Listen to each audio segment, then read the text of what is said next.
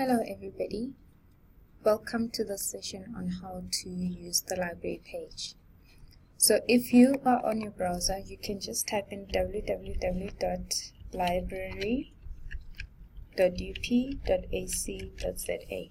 Alternatively, you can also access it from your UP portal.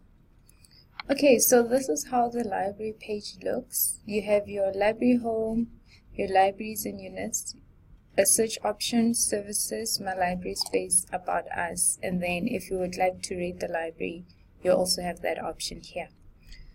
You can also follow the library on social media if you wish to. You can also still access the library space within this section here. Okay, so the most important thing about searching the library is this multi-search box here. So then you can search for everything. As in the description box it says, you can find books, articles, music and more. You also have the option to do an advanced search. You can also search for books, so you need to make sure that when you want to search for a specific option that it is highlighted in blue. So if I want to find a book, I just click on books and then I enter what I want to search for. If I'm looking for a journal, you need to have a reference for that, and then you just put in the name of the journal that you're looking for. Come exam time, you might find that you want to look at some past exam papers. If they are available, you can search by course code under exam papers. And if you want to look at research that has been done in your discipline within the University of Pretoria, you can search under UP space. One of the things that you would use regularly, I believe, is Google Scholar. So the nice thing about Google Scholar through the library is that you can actually search for keywords and it will link you to the resources that the University of Pretoria Library subscribes to.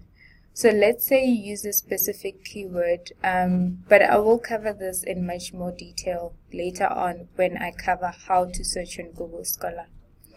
You can also renew your books online under the Renew Library items. You can ask and chat to a librarian here.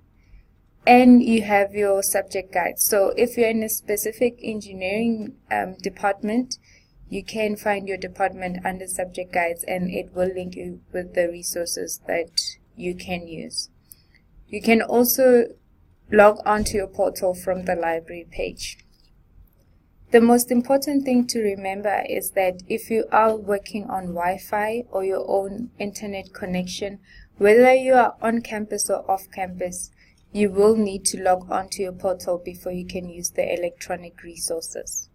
The only time you do not need to log on to your portal is if you are on the network of the university. So meaning that if you are using one of the computers that the university has purchased, that it has in its laboratories or the libraries, you do not need to log in. It recognizes you as part of the institution. You can also find any news or updates under news and events. So if there's an event happening, you will be able to see it. And if there's an open invitation, you can then RSVP for it. So that's about it on the overview of the library. Thank you very much for your time.